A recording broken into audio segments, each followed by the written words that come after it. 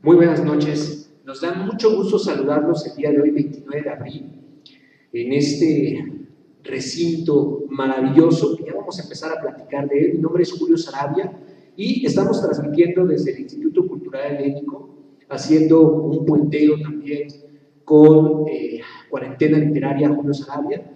Y el día de hoy tenemos una presentación fantástica, llena de muchos comentarios, y además de una conversación que va a oscilar entre la poesía, entre el arte y entre muchísimas cosas que van a relacionar a un escritor que ya hoy en día ha hecho muchísimo ruido. Pero vamos a empezar. El Instituto Cultural Helénico y Cuarentena Literaria, en colaboración con la librería El Péndulo, les damos la más cordial bienvenida a esta serie de actividades que promueven la relectura de clásicos, tomando como pretexto en esta ocasión que en 2021 se cumplen 200 años del nacimiento de Charles Baudelaire. La literatura, como otras artes, sirve al conocimiento del ser humano y de nuestro paso como seres en búsqueda de nuestro sentido en esta tierra. Porque otros ya lo vivieron, otros ya lo pensaron, otros ya sintieron. Nuestra propuesta para este ejercicio es leer entre líneas a Baudelaire y redescubrir lo que nos transmite hoy, en nuestro tiempo, con nuestra propia forma de vida fugaz y destructiva. Nos encontramos en las hermosas y místicas instalaciones del Instituto Cultural Helénico, cuna del arte y la divulgación del conocimiento al sur de la Ciudad de México. Su claustro románico del siglo XII y su capilla gótica del siglo XIV fueron traídas desde España y albergan una colección de obras de arte, entre las que se encuentran pinturas atribuidas a Tintoretto, Tiziano, Bellini y el taller Danton, Van Dyck y a Esteban Murillo. El instituto cuenta con una oferta académica de educación superior y educación continua abierta a todo público, así como también cuenta con un programa de renta de sus espacios para eventos culturales. Y bueno, para comenzar, también me gustaría presentar a nuestros amigos y colaboradores que van a estar esta noche en esta mesa, iba a decir importante, pero vamos a decir más que importante, elocuente también, porque vamos a tener una charla de todo y espero que todas las personas que nos están viendo también lo puedan disfrutar. De mi lado izquierdo, nuestro queridísimo amigo Jorge Eduardo Alcalá, estudió estudios de posgrado en Humanidades por la Universidad de Anáhuac, es autor de los libros de cuentos Viajes en el tren de los deseos, editado en España por la editorial AMG, ganador del premio de narrativa Bretón y Pacharán, La Navarra en Logroño, 1997, y Sin Justicia ni Gabrielas Desnudas, editora Grope. Su obra ha sido publicada en distintas antologías y revistas como El Cuento, La Otra, Páramo y recientemente en la antología de cuento fantástico 2019, Mujer que teje de noche, el editorial Cuentacuentos Guadalajara. Y en la novela El Corazón del Agua propone un universo narrativo arraigado en la Ciudad de México, rescatando una de sus múltiples historias fantásticas, el demonio que escapó de la catedral preso desde 1633, que también tengo el gusto de haberla leído y que también tuve el gusto de haberlo entrevistado a mi queridísimo Santiago. Jorge, desde 1993 ha impartido talleres de creación narrativa en los museos Carrillo Gil, Franz Mayer y en distintos centros culturales. Bienvenido, amigo, ¿cómo estamos? Muchas gracias, Julio. Muy honrado de compartir esta mesa con el maestro Santiago, contigo, con el maestro Napoleón, y encantado de poder conversar un poco acerca de esta figura tan cercana y a la vez tan profunda que es Baudelaire. Muy honrado de estar en estas instalaciones, mi alma mater, y feliz.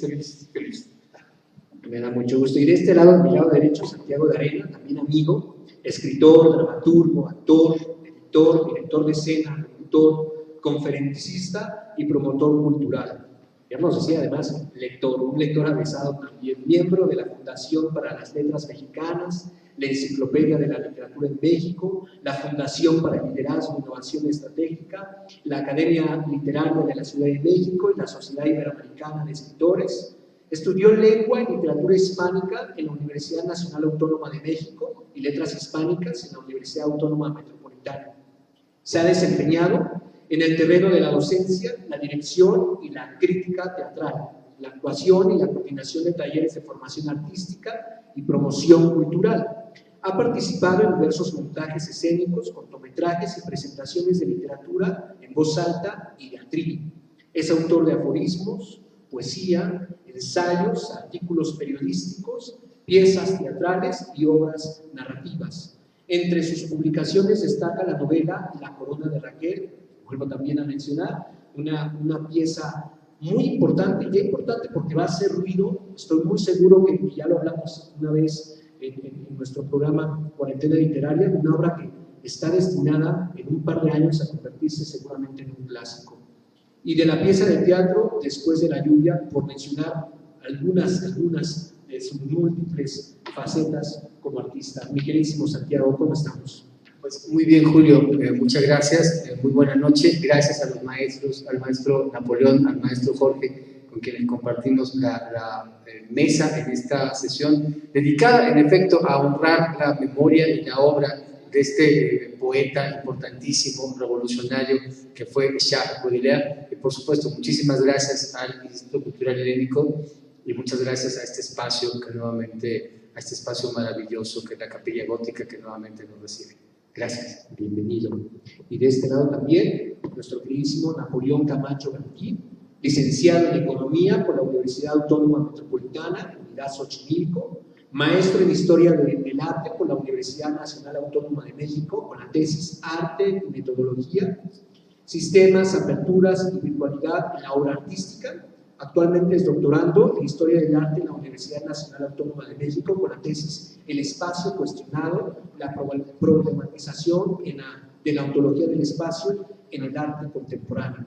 Es docente de las materias de análisis formal, historia de la historiografía del arte e imagen cuarta en la maestría en arte del Instituto Cultural Helénico y de teoría de arte, historia del arte contemporáneo y taller de crítica del arte en la Universidad del Claustro de Sor Juana. Ha publicado diversos ensayos sobre teoría del arte y es asesor en el área de cultura de la senadora del estado de Tamaulipas. También bienvenido.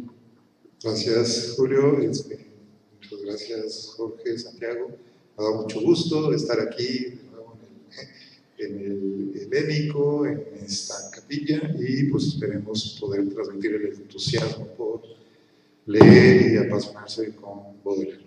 Gracias. Bienvenido. Bueno, para empezar, me gustaría compartir una lectura de este librito de la editorial Pretextos, a ver si se alcanza a ver por ahí, justamente del amigo, quien fuera el amigo entrañable también de Charles Baudelaire, que también se llama Charles, pero es asesinado. Y a propósito de este día, me gustaría leer esta carta que se leyó en el hecho de muerte, que dice así: señores, tras las resplandecientes palabras que acaban ustedes de escuchar y que son como la aureola anticipada del poeta, no queda ya nada que alabar ni por glorificar. Y el más humilde de los amigos de Baudelaire no vendrá a perturbar la impresión religiosa de este adiós fatídico, si su conciencia no le empujase a una última declaración. Si la gloria empieza hoy para Charles Baudelaire, con ella empieza también la historia. Ante esta tumba demasiado pronto abierta y que va a cerrarse tras los pasos de ustedes, la verdad reclama sus derechos, y solo el deber que ella me impone me da fuerzas para romper el silencio en el que quisiera dejarles, en el que sobre todo quisiera yo mismo recogerme. Se ha hablado demasiado de la leyenda de Charles Baudelaire, sin advertir que esa leyenda no era más que el reflejo de su desprecio por la tontería o por la mediocridad orgullosa. Hablo en nombre de los que han querido, seguido y comprometido de una manera constante, y lo afirmo en este momento solemne con la gravedad de la convicción ante la muerte. Sí, esta gran alma fue al mismo tiempo un alma buena. Este gran corazón fue también un buen corazón. Los hubo, han muerto ya, que hubiesen podido decirlo, los hay aún, gracias a Dios, que están vivos y que lo testiguan. Charles Baudelaire no será añorado solo por sus admiradores, lo echarán de menos los amigos, para quienes eran la alegría, el consejo, el servidor abnegado y fiel. Sentirán su ausencia, esta madre afligida, ejemplar pero orgullosa en su dolor, y que con la gloria de su hijo se consuela de la pérdida de una ternura piadosa que nunca le había faltado.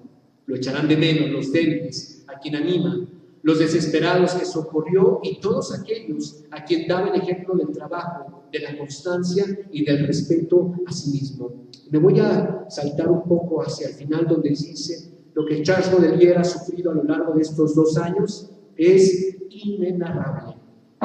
Para quien quiera que entrevea el suplicio de su genio ardiente y activo, condenado a la inanición y al silencio de un poeta para quien el porvenir era tan hermoso, encerrado en su pasado como en un calabozo oscuro.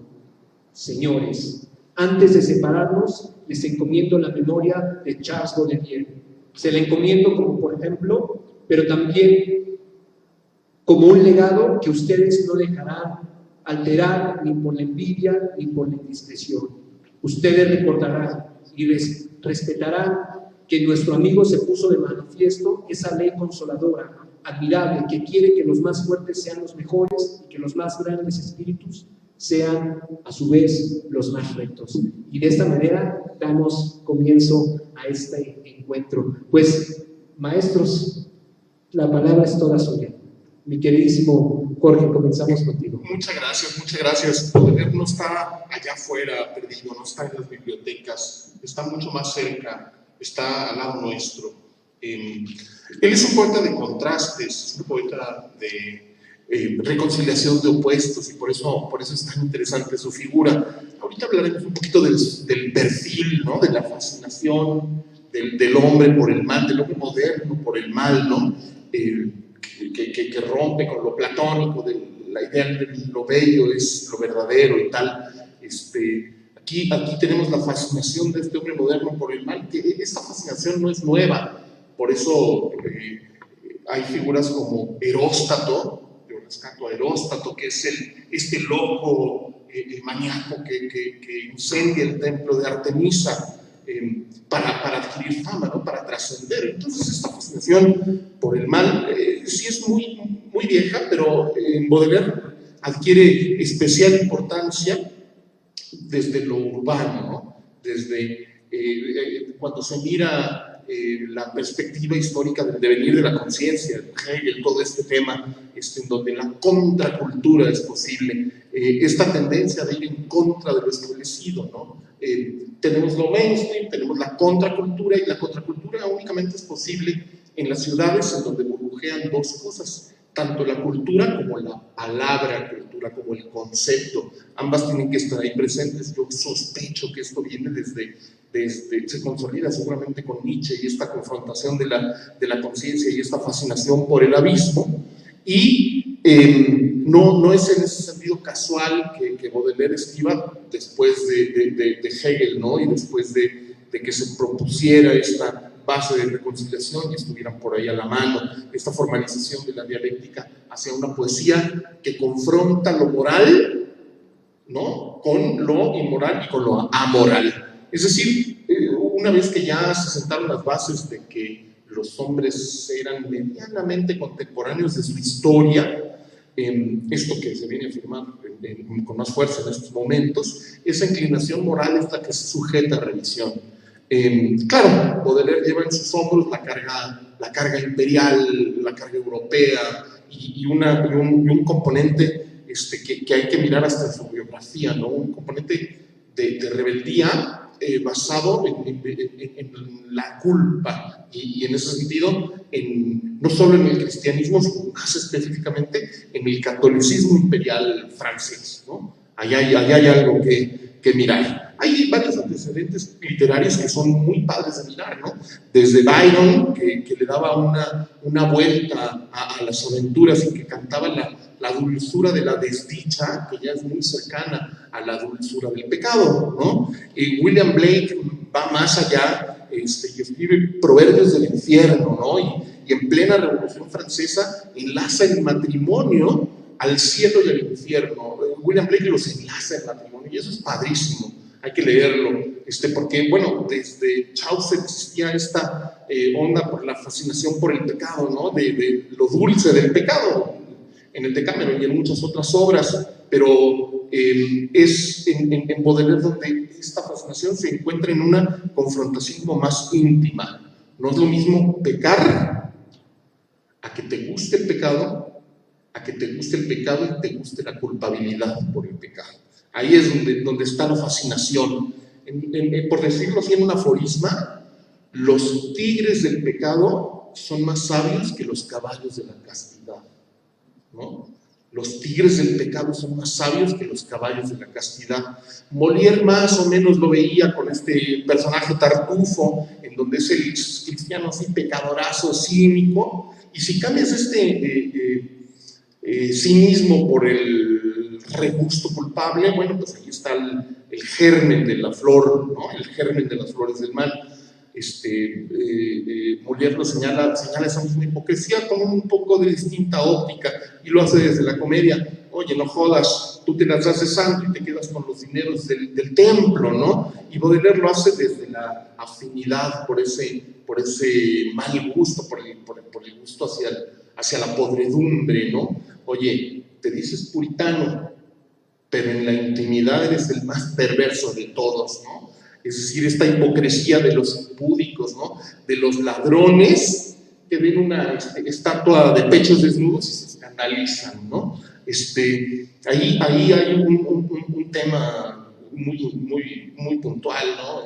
Yo hablaba ahorita que era constante y eternidad. Carlos Pellicer se define a sí mismo como una persona antes de mí la eternidad y después de mí la eternidad. Bueno, por lo tanto el hombre es instantáneo. El hombre es la criatura del instante, entendido como un abrir y cerrar de ojos, que no tiene forma, pero que por definición es inmedible, ¿no? Pero el hombre es la criatura del instante. Este juego de espejos, en donde se rompe la castidad a favor del pecado y donde hay un acercamiento a Satanás con un alejamiento voluntario, y no solamente temporal sino a la divinidad, sino con un alejamiento personal hacia Satán, ¿no? El pecado es instantáneo, pero el castigo es eterno. Esa es una lectura que es muy interesante hacer, ¿no? El pecado es instantáneo en el cristianismo, pero el castigo es eterno, ¿no? Es sempiterno, pues, de un momento de la muerte en adelante. Ese es el juego de espejos que encontramos más bien en Baudelaire. Por eso Baudelaire se refiere a nosotros los lectores como hipócritas, ¿no? Nos señala, hipócrita lector, no te hagas, que bien sabes que estás de mi lado, ¿no? Esta alusión de lo eterno y lo instantáneo aparece desde el título, ¿no? Hay pocos objetos que ponen de manera tan sintética el instante como una flor. Una flor es la hija del tiempo pequeñito, ¿no? Es una galaxia que permanece por días, no por eones. Y el mal que consume Baudelaire, como decía, es el mal eterno, ¿no? El mal sempiterno.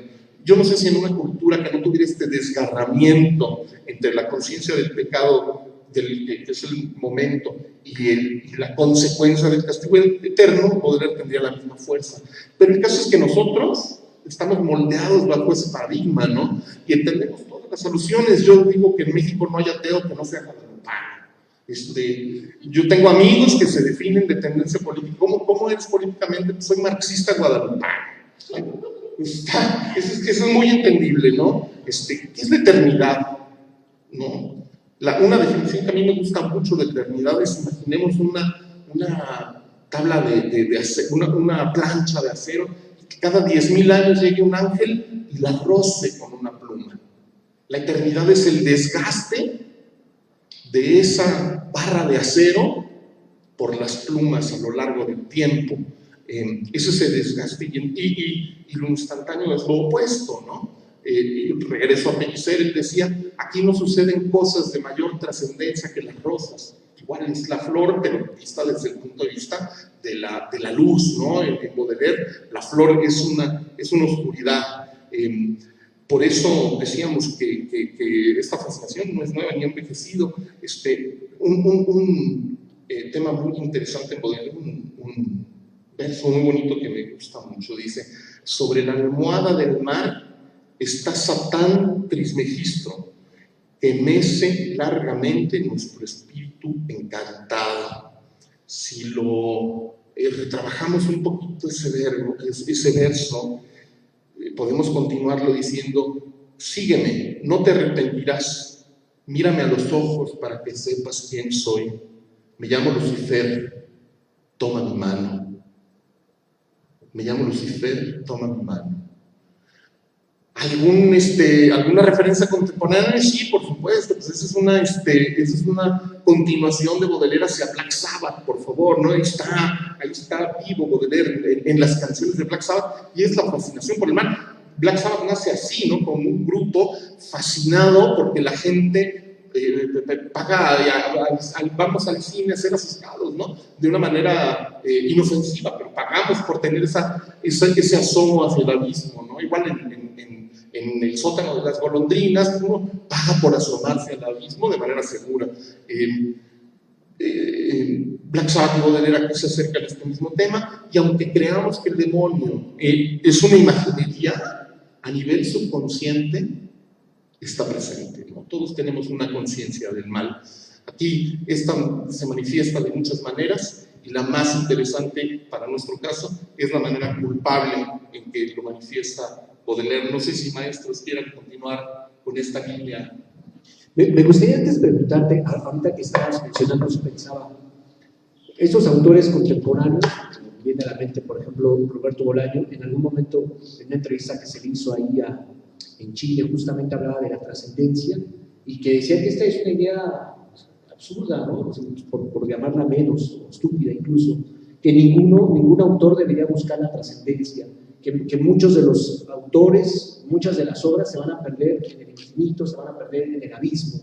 En ese sentido, y mencionando esto del instante, ¿Baudelaire habrá pensado en esa trascendencia, o por el contrario, habrá pensado que su obra se quedara en un instante y que durara eso? Fíjate que haces una pregunta bien interesante, y yo lo vinculo con algunas de las personas a las que he tenido la oportunidad de trabajar con talleres. La gran pregunta: ¿para qué escribes? Mucha gente te dice: yo escribo para trascender. Ah, caray, entonces significa que si no trascendieras no escribirías. Es decir, que la trascendencia entonces es el premio a tu trabajo. No, yo creo que Baudelaire pensaba en el trabajo como premio. El trabajo en sí mismo es el premio. La trascendencia es una consecuencia secundaria, ¿no? Afortunada o desafortunada, vaya uno a saber. Solo una cosa no hay, es el olvido. Pero más allá de la trascendencia como premio, yo creo que el trabajo es el premio ahí. Yo sí lo veo. Bueno, me gustaría también dar apertura también a algunos comentarios. También, si las personas que nos están siguiendo por las redes quieren hacer preguntas, por favor, siéntanse con la libertad. Me gustaría ahí comentar algunas cosas. Carlos Hernández, gracias, ahí está saludándonos también. Olivia Rojo, Gloria Andrea dice: felicidades, maestro Santiago de Arena. Eunice, increíble lugar, increíbles talentos, saludos al talentoso Santiago de Arenas, muchas gracias. Y Alejandro Paniagua también, que va a estar el día de mañana. Un abrazo a todos, excelente evento. Por favor, insisto, si alguna persona del público que nos está viendo tiene alguna pregunta, por favor, siéntase en la libertad, opinión, queja, sugerencia también, por favor. Y de este lado, maestro Santiago, me gustaría dar pie también a su presentación. Muchas gracias. ¿Se escucha? Sí, muchas gracias. Yo voy a abordar específicamente el tema de los poetas malditos, dado que la figura de Baudelaire genéricamente se agrupa dentro de esta playa de autores finiseculares europeos, finiseculares del XIX, por supuesto, y que la crítica terminó por bautizar con esta nomenclatura, ¿no? Los poetas malditos. Hay cosas interesantísimas a partir de lo que comentaba en este momento el maestro Jorge, esta idea de la fascinación por el mal, esta idea de un reto y una amenaza directa a los valores establecidos tanto a nivel académico como a nivel social e incluso económico de la moral burguesa vigente e imperante en esa Francia de finales del siglo XIX. Pero hay que tomar en cuenta también una consideración importante. Estos autores, esos escritores, los poetas malditos, a los cuales pertenece la figura inmortal de Jacques Baudelaire, no son hongos. Los poetas y los artistas no nacen como los hongos de que hoy llueve y mañana ya tenemos a Baudelaire, sino que forman parte de una gigantesca tradición, forman parte de una transición que en términos muy nietzscheanos incluso es una tradición que se comporta de manera cíclica, y yo creo que hacia allá es específicamente hacia donde va esta idea de un sentido de trascendencia. Antes de que existieran estos poetas malditos, antes de que existiera un Arthur Rimbaud, antes de que existiera un Stéphane Mallarmé, antes de que existiese un propio Jacques Baudelaire, pues tuvimos anteriormente no olvidemos que todo esto nace originalmente en territorio germano, ¿no? No en Alemania, porque Alemania aún no existe en esa época, pero sí en territorio germano. Alemania se funda hasta el 72 del 19, es una nación de recién nacimiento en esta época, pero en esas latitudes tenemos ya en ese momento a un Gerhard Linn, ¿no? que pasa la mayor parte de su vida en la demencia y que invita también al lector en su obra y al escucha en su pensamiento a esta misma invitación que nos hará Nietzsche. Abraza específicamente al momento, abraza específicamente al instante. Y yo creo que esta idea, tal como lo hace Nietzsche en su famosísimo aforismo que nos habla sobre la muerte de Dios, más que orientarse directamente hacia el satanismo en un término genérico, en Baudelaire el asunto es extremadamente evidente. Sí hay esa referencia directa de reto, de amenaza, de vituperio hacia una doctrina en específico y hacia una práctica religiosa en concreto.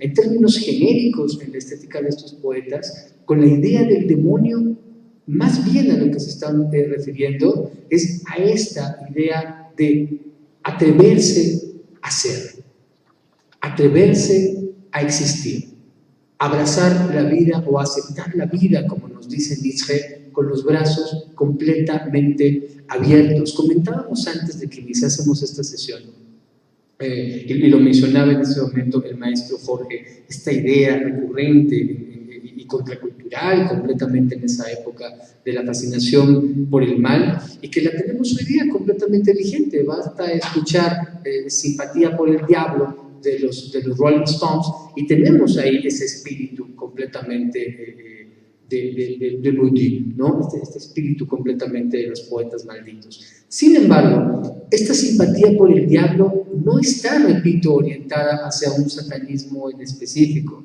El mismo Jagger y el mismo Richards comentan que al momento de elaborar la letra de esta canción, que termina por convertirse en un himno del rock contemporáneo, la letra surge a partir de una anécdota artística y de una anécdota literaria. Existe este texto maravilloso dentro de la novela, dentro de la novelística rusa, dentro de la novelística de aquellas latitudes, perteneciente a un autor rechazado por el régimen stalinista, Mikhail Bulgakov, que escribe únicamente 3 novelas, y esas 3 novelas le bastan para alcanzar la inmortalidad, que son El corazón de perro, que es una novela entrañablemente maravillosa, Morfina, y su obra maestra, El maestro y Margarita.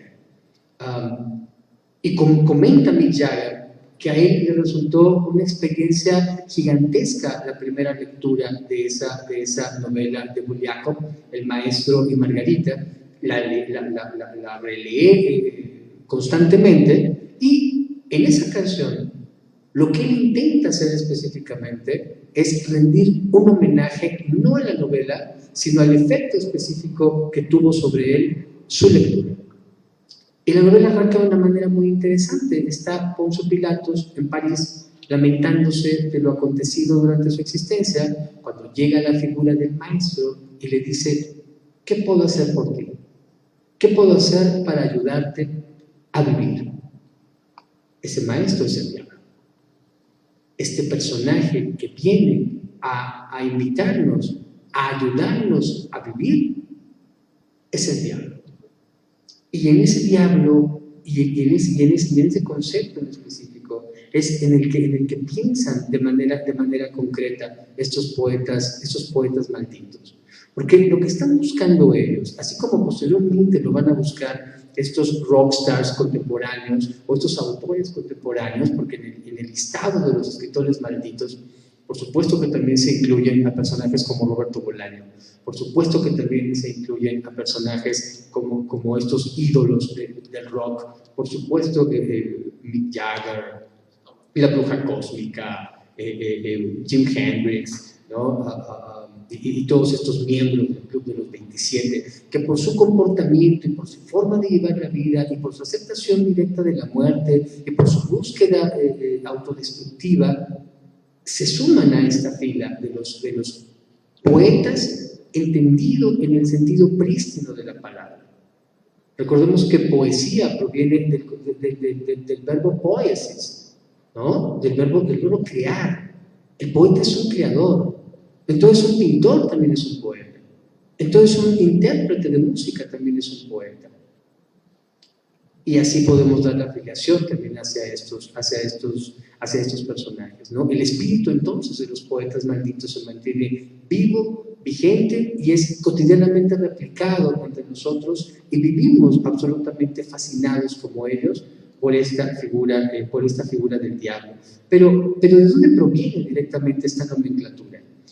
Los poetas malditos es un libro de ensayos escrito por el poeta francés Paul Verlaine, publicado originalmente en el año de 1884 y tiene una edición definitiva 4 años después, en 1888, como solemos decir, corregida y aumentada. Es un texto de naturaleza propagandística, ¿sí? Y es un texto también de naturaleza analítica, porque lo que hace Verlaine en este texto es analizar la figura de 6 poetas. Curiosamente, en este texto original no aparece la figura de Baudelaire.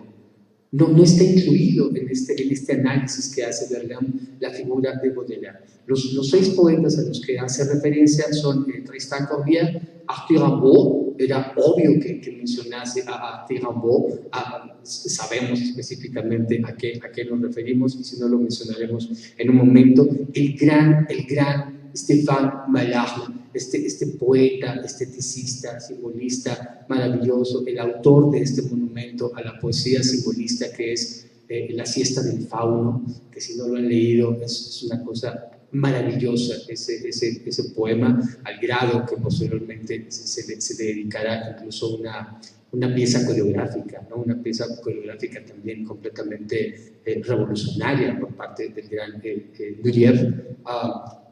Algo muy interesante y que en esta época y en estos tiempos sería extremadamente pertinente que se retomara. Dentro de este grupo mencionado por Verlaine aparece una poetisa, aparece una poeta mujer y le dedica unas páginas interesantísimas. Los exordios que hace a la obra de esta artista son muy interesantes, que es Marcellin de Bourg-Valbord, hoy día una poetisa casi olvidada, pero es mencionada en este texto original de Verlaine. Valdría la pena que se revisase también.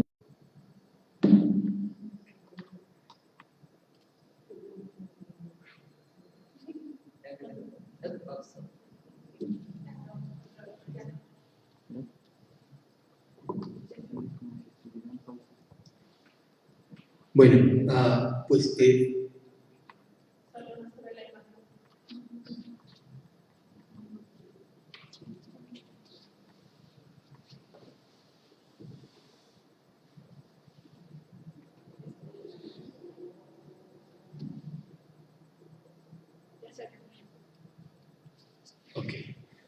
Comentamos entonces que es interesante este texto en Los Poetas Malditos de Paul Verlaine, también por el hecho de que se hace el análisis específico de una figura intelectual femenina de la época, de una poetisa de la época, Marcellin de Balmont.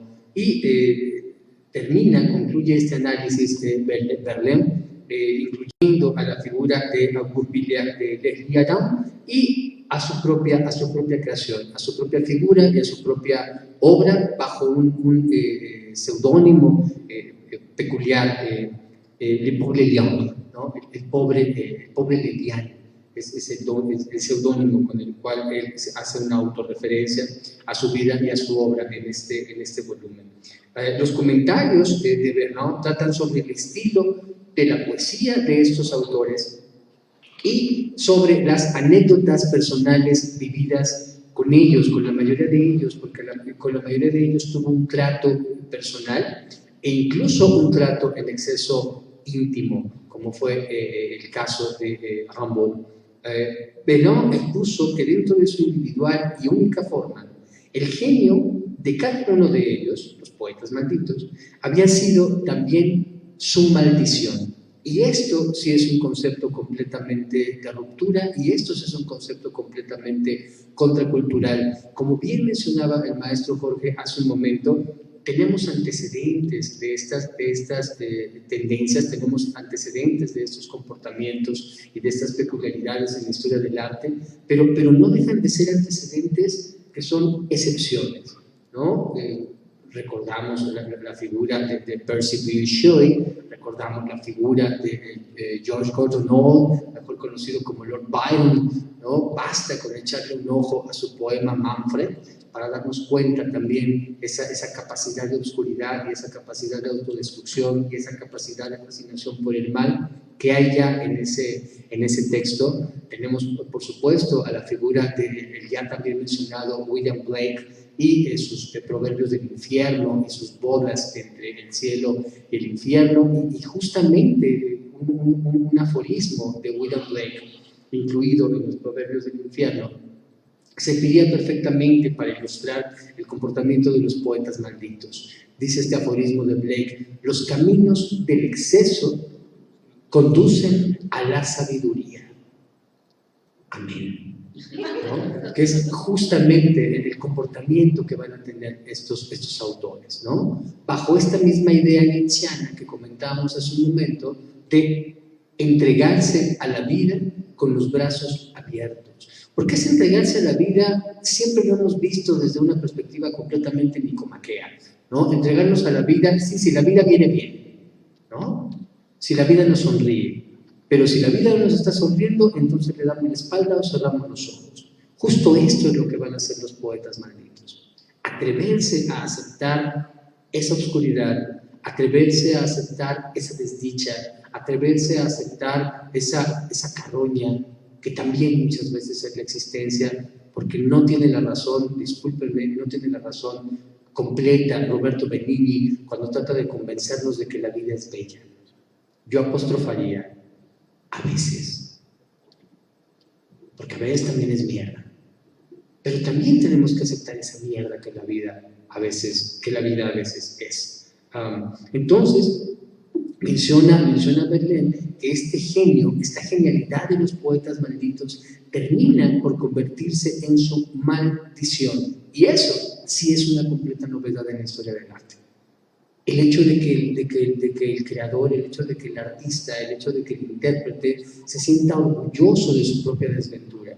Y algo que también tenemos que mencionar es que esta postura tan innovadora y tan de ruptura en su momento terminó por generarnos un daño a nivel social y artístico gigantesco. Porque entonces nos encasillamos y compramos aquella idea de que para ser artista entonces tienes que ser desdichado. De que para ser artista entonces te tiene que ir mal, ¿no? Y nos subimos completamente al tren de la bohemia y pensamos entonces que si queremos ser artistas verdaderos nos tenemos que estar muriendo de hambre, ¿no? Hay que recordar mucho más la frase y la enseñanza de la Pina, ¿no? La frase y la enseñanza de la gran Pina Bausch, cuando nos dice: la dignidad del artista también tiene que ser una dignidad económica. No nos creamos completamente este cuento de la vida en la bohemia y que la novia se nos muera de tisis, ¿no? Sí, si la vida a veces es mierda, tampoco nosotros tenemos que propiciar que lo sea. Y en el caso específico de estos autores, sí era así, cómo se desarrollaba su existencia y cómo bien lo detecta Berlioz, al grado de que su temática de escritura, de que su poética estética termina por adolecer de un gigantesco hermetismo y una completa idiosincrasia personal, logrando que la creación poética sea el vehículo de comunicación para sus vidas completamente trágicas y sus tendencias personales, que no únicamente artísticas, completamente autodestructivas, ¿no?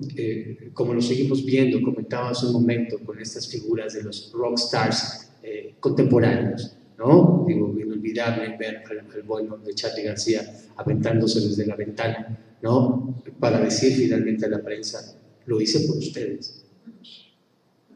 ¿Por qué? Porque finalmente lo que está buscando este creador maldito, lo que está buscando este artista maldito, no es el exhibicionismo, no es el convertirse en un personaje estrafalario, sino que su comportamiento es detonado siempre por un acto de ibris. Es decir, es detonado siempre por la desmesura, por la completa desmesura. Y la desmesura muchas veces termina convirtiéndose en el camino hacia lo sublime. Y algo importante que pasa también con este comportamiento de estos creadores: esa búsqueda de lo sublime siempre es un acto de autenticidad, de completa y absoluta autenticidad. Basta recordar a uno de los más eximios ejemplares de esta fauna poética, que fue el gran Gérard de Nerval, ¿no? Gérard de Nerval, que escribe El desdichado, Gérard de Nerval, que sale y camina en las calles de París llevándole la correa a un cangrejo, y que después, como un simulacro, va a imitar esto Dalí, paseando por las calles de París con un oso hormiguero. Gérard de Nerval, que salía a los parques llevando consigo un trozo de hielo, por la fascinación del derretimiento de la materia en sus dedos. Gérard de Nerval, que termina ahorcándose en un faro y recogiendo sus piecitos para no tocar el piso. Ese es el comportamiento auténtico de estos creadores malditos. El concepto de poeta maldito fue tomado en parte del poema de Jacques Baudelaire, Bendición, con el cual inicia su obra maestra, Las flores del mal.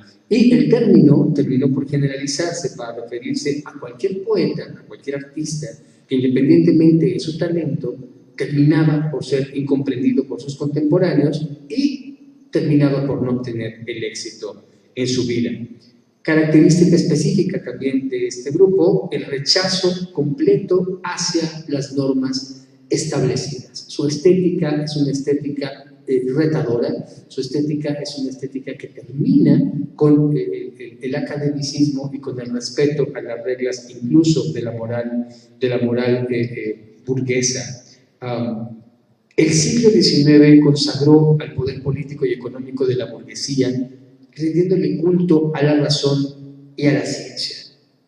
Cuando los poetas empezaron a criticar a esa burguesía, se rechazó vehementemente a su obra, como pasó en su momento original cuando se publica por primera vez, cuando aparece la primera edición de La Madame Bovary de Flaubert.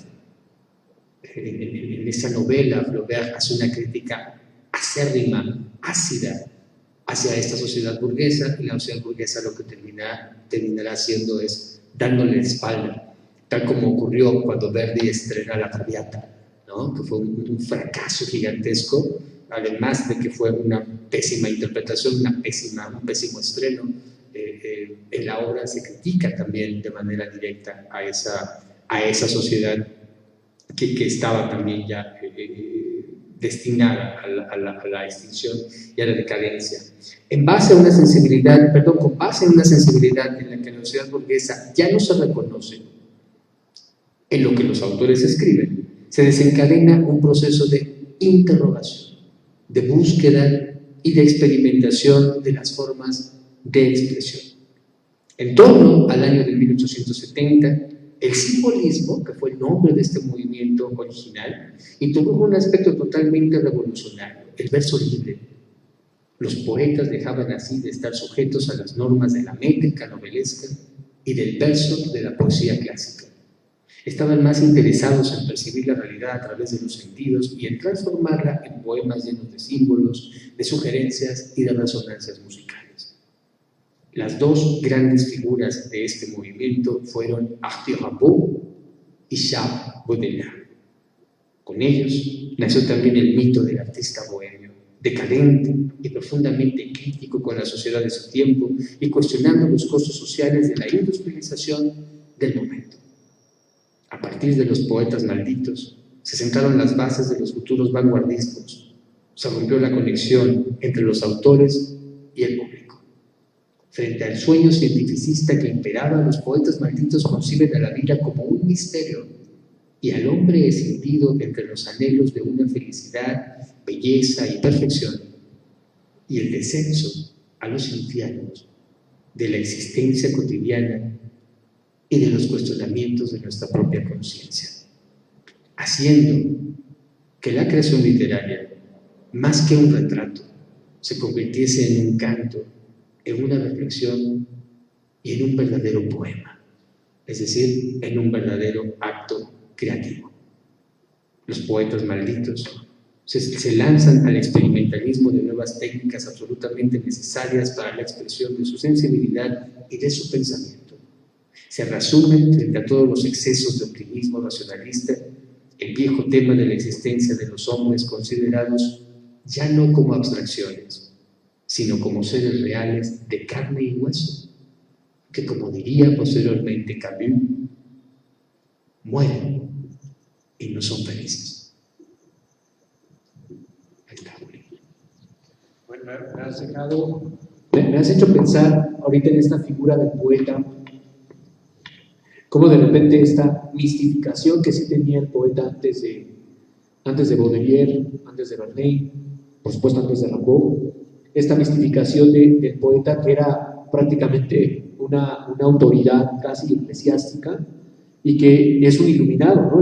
Es un hombre que no solo crea, sino que además tiene la habilidad o el conjuro místico, mágico, y que a partir de estos autores empiezan a convertirse ahora sí en personas de carne y hueso. Sufren, padecen, pero siguen creando, que creo que esa es una de las grandes aportaciones de estos escritores. Y también me gusta, no sé si ahorita que comenten esta figura del diablo, como bien lo decías, no como una figura también mística religiosa, sino como un personaje además que se convierte también en un hombre demasiado hombre, una figura que parece que invita al hombre a verse, al hombre a pensarse y al hombre también a sentirse, como si de repente esta figura no hiciera otra cosa que darnos la pauta de ser conscientes de quiénes somos.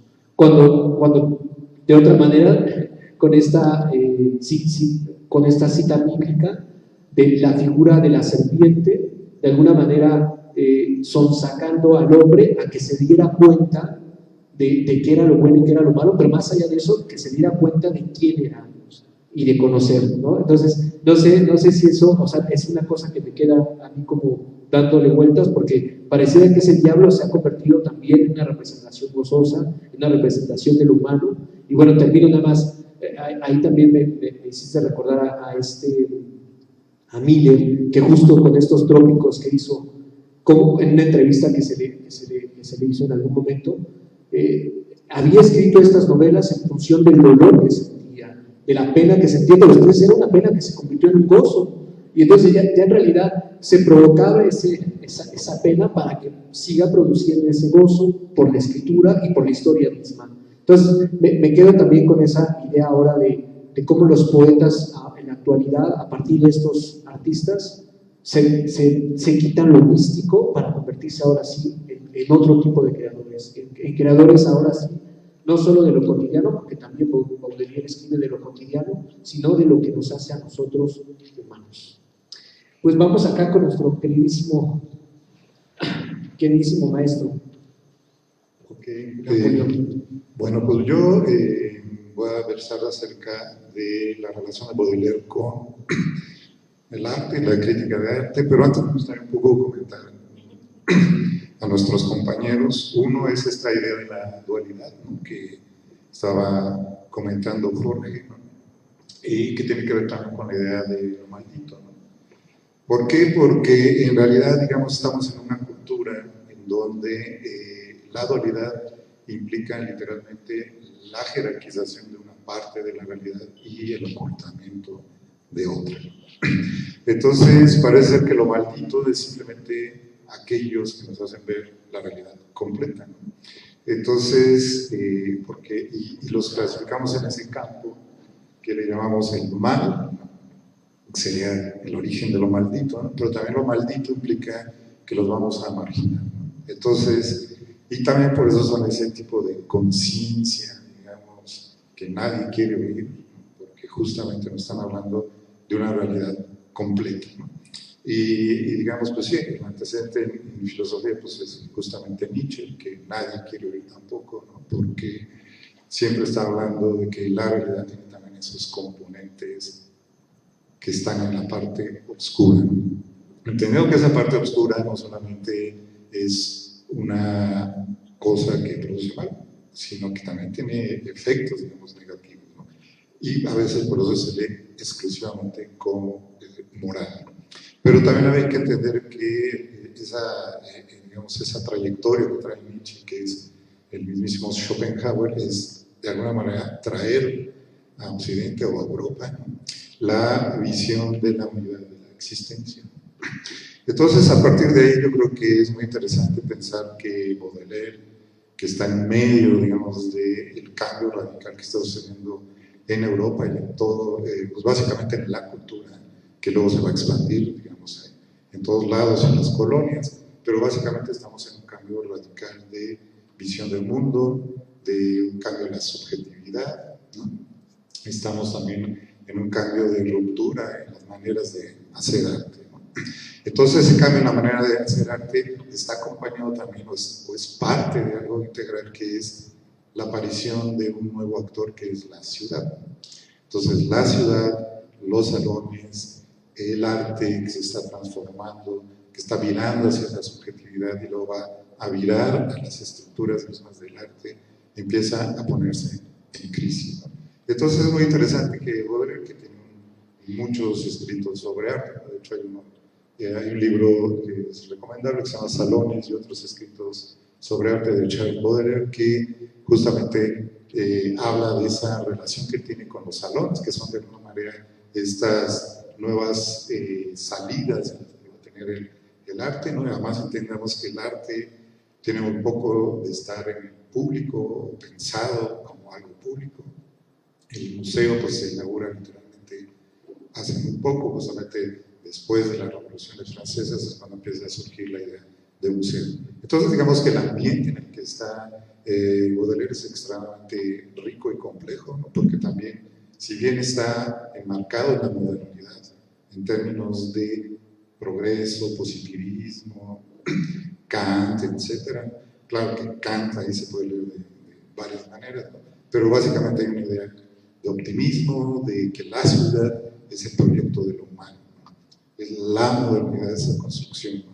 Y por eso contrasta Nietzsche y Baudelaire en términos de hacer esa crítica, ese como supuesto modelo de perfección, ¿no?, o de progreso que va a estar avanzando, ¿no?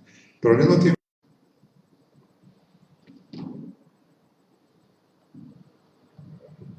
los salones, ¿no? De los salones como las viejas galerías. Sí, a ver, algunas nuevas medidas. Ya, okay. Bueno, quién sabe dónde nos quedamos, pero bueno, más o menos en lo que veníamos es, Baudelaire está en un verdadero situación social en Europa extremadamente rica y compleja, ¿no?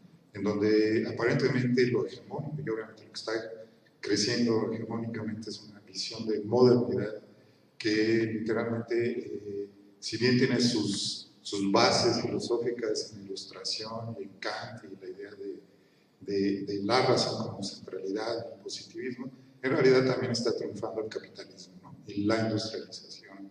Y la ciudad en realidad es al mismo tiempo el proyecto de la modernidad ilustrada, pero al mismo tiempo es el proyecto del capitalismo, ¿no?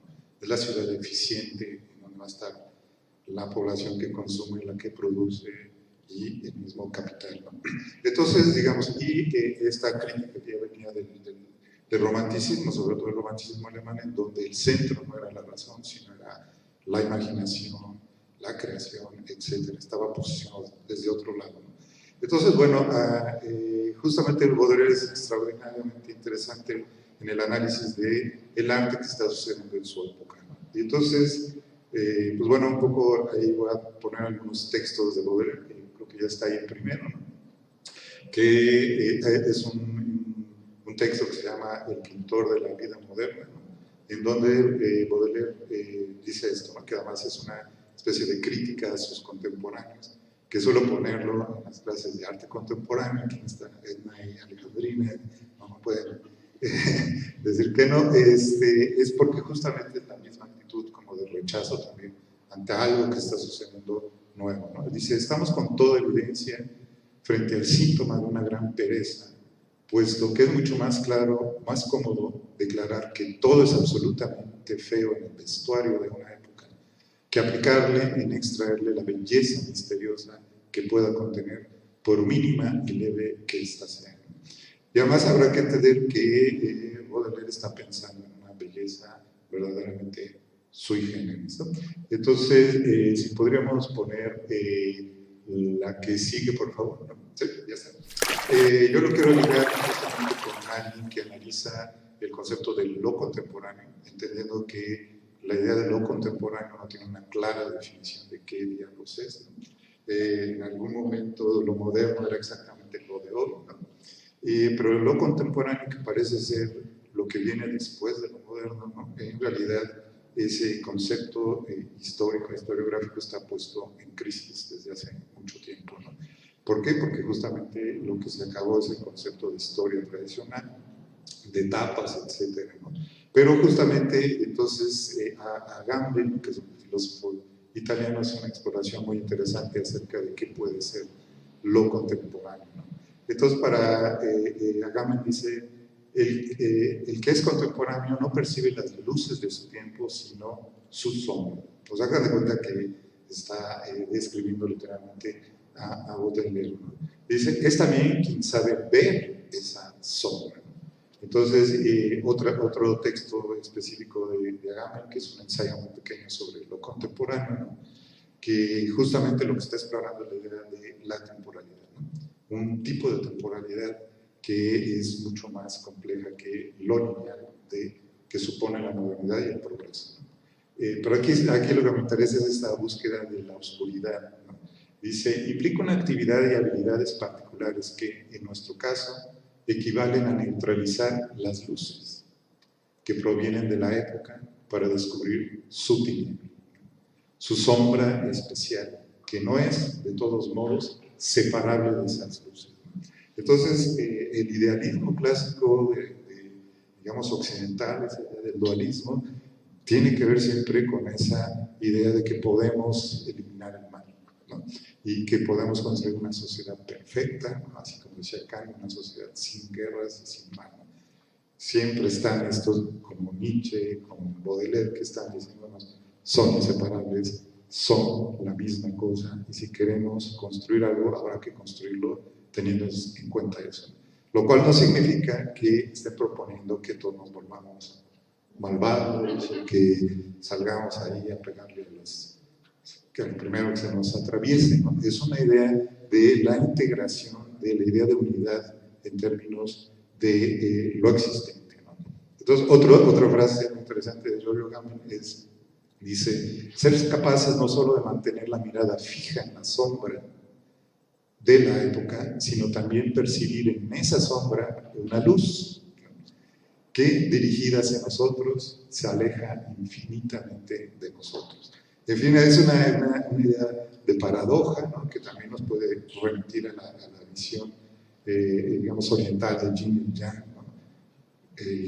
La parte blanca tiene un punto negro y el punto negro tiene un punto blanco, ¿no? En fin, esa idea de unidad en donde no podemos literalmente eliminar ninguna de las dos, ¿no? Entonces, podemos poner la que sigue, ahí está, perfecto. Nada más para ver cómo hay ciertas relaciones de Baudelaire que se siguen leyendo en el mundo contemporáneo y también se siguen leyendo en términos de, por ejemplo, de cine. Este es un francés que se llama Quivillal y que que es un novelista gráfico de estos como ciencia ficción, el estilo más o menos Blade Runner, pero con elementos fantásticos. Bueno, esta película que se llama El Inmortal, ¿no? De 2004, es un personaje, bueno, es una historia bastante extraña, donde una pirámide llega a París y hay unos dioses egipcios y uno de ellos baja, ¿no? Porque son sus últimos días como inmortal, quiere pues, ver qué pasa ahí con sus súbditos, ¿no?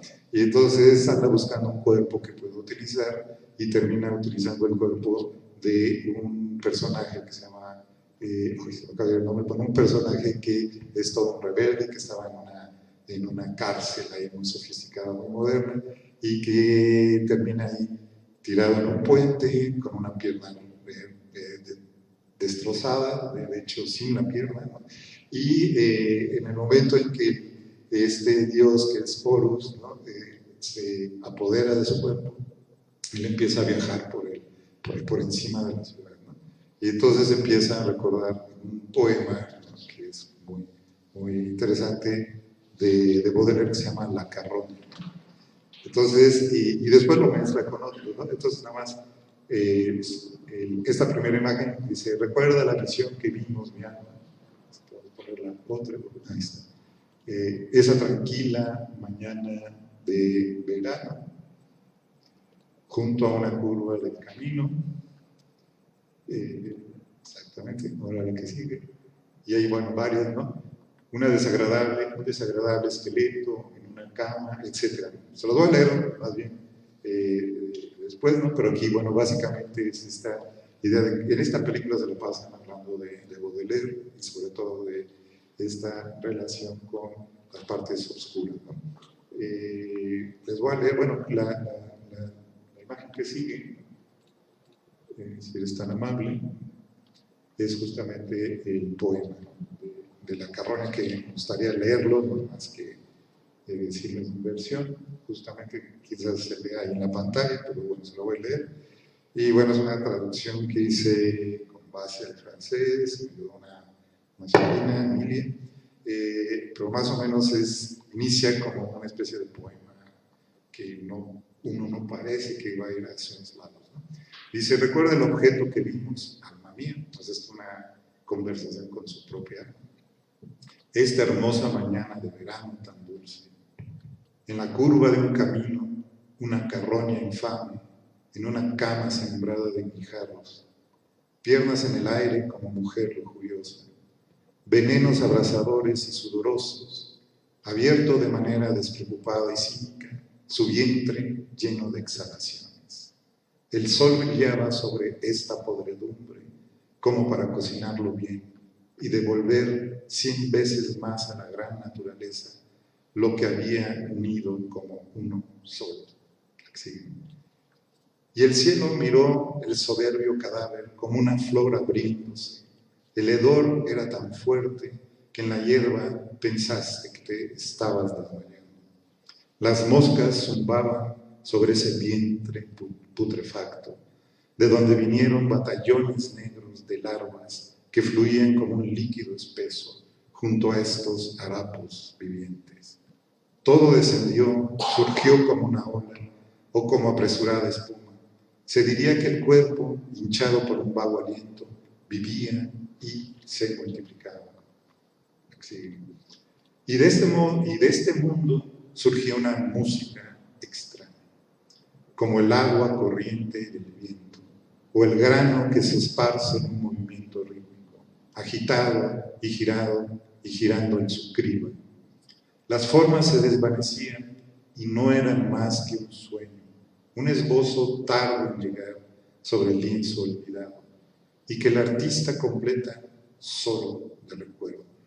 Detrás de estas rocas, una perra inquieta nos miró con ojos enojados, esperando el momento de recuperar del esqueleto el pedazo que había dejado caer. Y sin embargo, serás como esa basura, como esa basura, que esta horrible infección, estrella de mis ojos, sol de mi naturaleza, tú, mi ángel y mi pasión. Sí, tal serás, oh reina de las gracias, después de los últimos sacramentos, cuando veas bajo la hierba y las ricas flores, moho entre tus huesos. Oh belleza mía, dile a los gusanos que te comerán a besos, que yo guardé la forma y la esencia divina de mis descompuestos amor. Wow, ¿no? Entonces, bueno, entonces el vínculo con la, digamos, con lo oscuro, lo que está de alguna manera descompuesto, es realmente también parte de la existencia, y es esta obsesión negadora occidental por eliminar la muerte, ¿no? de nuestro campo de existencia, ¿no? Entonces, el otro que sí podríamos poner es otra cita, regresando a Baudelaire, pero en este texto sobre el pintor y la vida moderna, ¿no? Donde es muy interesante su concepción de la belleza. Dice, lo bello está hecho de un elemento eterno, invariable, cuya cantidad es excesivamente difícil de determinar, y de un elemento relativo, circunstancial, que será, si se quiere, por alternativa o simultáneamente la época, la moda, la moral, la pasión.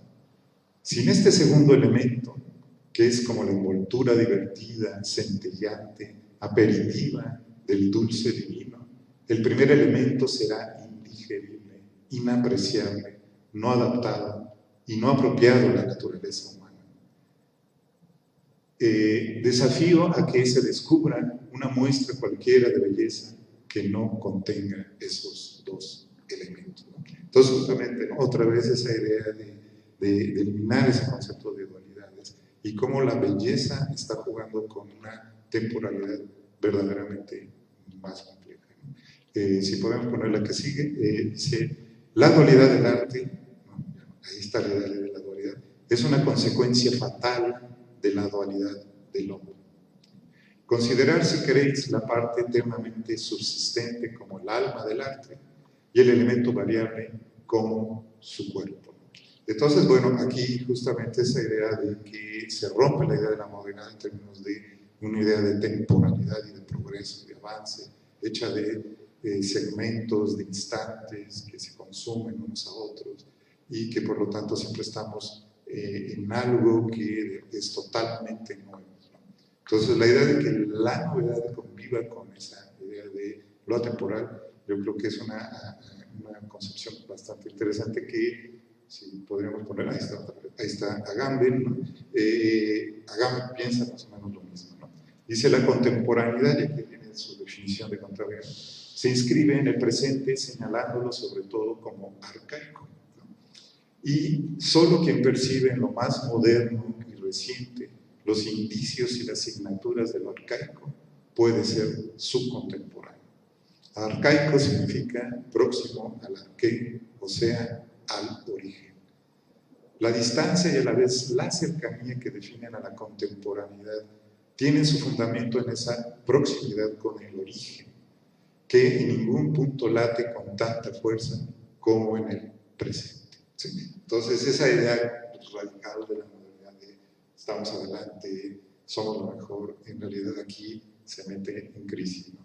La clave de lo moderno está oculta en lo inmemorial y lo prehistórico. algo que en el presente no podemos en ningún caso vivir, y al permanecer no vivido es incesantemente reabsorbido hacia el origen sin poder nunca alcanzarlo. Y bueno, ese es el texto de Agamben, ¿no? Pero, y justamente, digamos, la tesis es que en realidad Baudelaire es un contemporáneo, ¿no? Más que un, claro, bajo esta definición, digamos, de Agamben, ¿no? Y nomás para rescatar otro poema de Baudelaire, hay uno que se llama El reloj, ¿no? Y pues los voy a leer también, con eso cumpliría, ¿no? Dice, esos vienen los poemas en prosa, ¿no? No es un poema así estricto, ¿no? Dice, los chinos ven el tiempo en los ojos de los gatos. Un día, un misionero que caminaba por los suburbios de Nankín notó que había olvidado su reloj y le preguntó a un niño qué hora era. El chico del imperio celestial, que tenía antes China así, dudó al principio. Luego, cambiando de opinión, respondió, se lo diré. Momentos después reapareció sosteniendo en sus brazos un felino fuerte y gordo. Y mirándolo, como dicen, en el blanco de sus ojos, afirmó sin dudarlo, aún no es el mediodía. Lo que era cierto. Para mí, si me inclino hacia la bella felina, tan bien nombrada, que es al mismo tiempo el honor de su sexo, el orgullo de mi corazón y el perfume de mi espíritu, ya sea de noche, ya sea de día, o a plena luz, o en la sombra opaca, en el fondo de sus adorables ojos veo siempre, claramente la hora, siempre la misma, una hora vasta, solemne, tan grande como el espacio, sin divisiones de minutos ni de segundos, una hora inmóvil, que no está marcada en los relojes y sin embargo ligera como un suspiro, rápida como un vistazo. Y si algún intruso viene a molestarme mientras mi mirada se posa en este delicioso cuadrante, si algún genio deshonesto e intolerante, algún demonio travieso viniera a decirme, ¿qué estás mirando ahí con tanto cuidado? ¿Qué buscas en los ojos de este ser? ¿Ves la hora, mortal, pródigo y perezoso? Respondería sin dudarlo. Sí, veo la hora. Es la eternidad. Bueno, ahí queda bien. Muy bien, pues me da mucho gusto haberlos escuchado a todos ustedes, y también espero que también ahí en casa hayan podido seguirnos a pesar de los breves incidentes que tuvimos, pero me gustaría cerrar también con una pregunta ya de manera mucho más personal, por supuesto mucho más, más personal en función de su disciplina, en función de su punto de vista, de su propia vida. Para ustedes, ya lo hablamos, hemos pasado por la parte del instante, hemos pasado por la parte de los poetas malditos, ahorita por lo contemporáneo, pero en general, ¿qué tanto ha influido la vida o la obra de Charles Baudelaire, tanto como personas como escritores?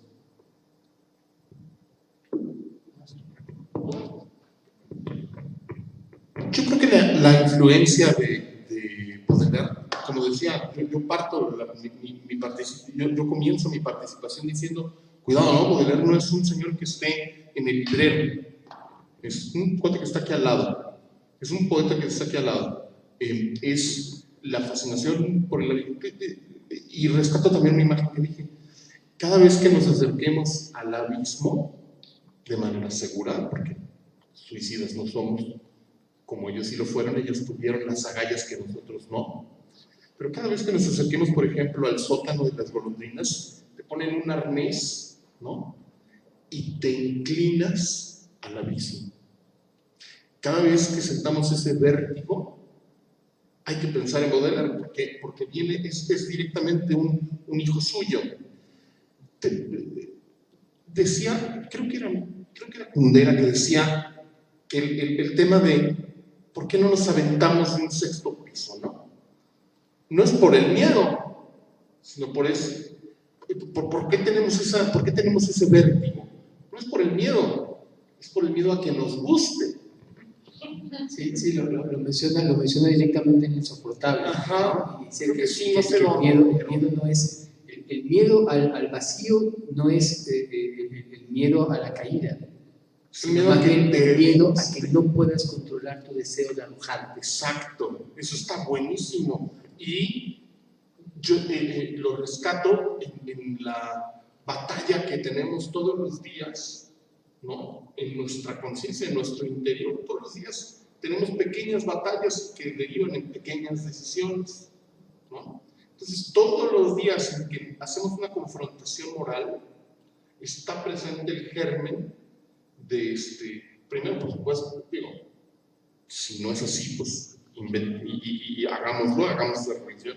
El germen de la poesía como un evento que impregna todas tus decisiones, y por ahí habría que seguirse hasta con Joyce a lo mejor, ¿no? Porque todos los hombres vivimos una odisea todos los días, ¿no?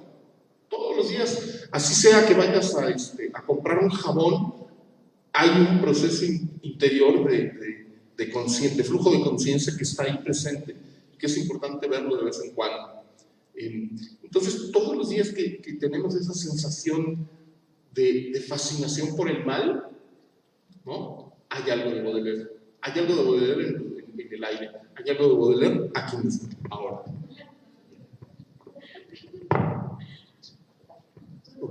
Bueno, pues digamos, la influencia que tiene Baudelaire es extraña porque digo, lo conozco desde mucho de muy joven, y en realidad pues los poetas son algo que uno relee cada vez que uno cambia, o que cada vez que los ve uno cambia. Entonces, pues básicamente como Baudelaire regreso de vez en cuando a él, pero digamos, cada vez me queda más clara esta visión. De que el poeta es un pensador, o que en general los artistas son pensadores, piensan de otra manera desde otras posiciones que no pueden ser dichas desde la estructura de la razón o del texto tradicional o del haz de vida. Y en realidad pues el regreso a Baudelaire, a los poetas, o esos filósofos poetas como Nietzsche, pues es siempre para enriquecerse y transformarse. Pues la influencia de Charles Baudelaire y la influencia específica de los poetas malditos en su gran generalidad es, desde mi punto de vista y desde mi experiencia de vida, la propia definición que ellos hacen de la naturaleza humana. Comentan en su estética poética, los poetas malditos, que sin duda alguna los seres humanos somos seres celestiales tocados por el infierno. Y es una definición que a mí me fascina, porque creo que define de una manera muy concreta, plasma de una manera cuasi plástica lo que somos en realidad. Y concluían estos autores también esta definición diciendo, por eso es que debemos de vivir en la sublimación perpetua. La obligación de la existencia humana es mantenerse en la sublimación perpetua, buscar lo sublime y encontrar lo sublime en nuestra cotidianidad. Y repito, no únicamente en las cosas luminosas o bondadosas, sino también en esas cosas que nos causan pena, que nos causan desdicha, que nos causan llanto, porque eso también somos. Y a nivel estético, pues, hacia allá es hacia donde yo oriento mi propia poética. Genial. Y bueno, yo también me restaría decir, fue hace como 10 años que cuando leí Los Paraísos Perdidos, no, Los Paraísos Artificiales, justo en un poema ahí que habla de las viejas, de las mujeres mayores, pero creo que en esta traducción decía las viejas, que justo este amigo y maestro Iriart nos los hizo leer y nos hizo ver finalmente esa carencia del ser, esa también ciudad que lo mencionaba, eso empezar a ver la ciudad también como un componente, empezar a ver también lo decadente y encontrar en esa decadencia, en ese ocaso, también la belleza. Pues no me queda nada más que agradecer a todas las personas que nos pudieron ver esa transmisión y también darle un agradecimiento, por supuesto, bien puntual al Instituto Cultural Helénico. Gracias también a los que están detrás de todo esto, gracias también al equipo, a Cabina aquí que estuvo también ahí efectuando peripecias para que se pudiera llevar. Y pues no me queda nada más que invitarlos el día de mañana. También va a haber una presentación a manos de Alejandro Baniago, que también va a ser una suerte de ponencia, que va a ser una cosa muy sui generis, y también la entrevista que tendremos el día de mañana con un artista, sí, un artista también, un actor, con el performance que se realizó también de la obra de Charles Baudelaire. Ya el día de mañana estaremos subiendo también la publicidad, ya se está también compartiendo en los espacios, así que nos vemos el día de mañana. Gracias también a todos ustedes. Bueno, permíteme un segundito cerrar con un consejo, me permiten. Decía un consejo muy bueno. Decía, emborráchense de vino, de poesía o de virtud, de lo que quieras, pero emborráchense.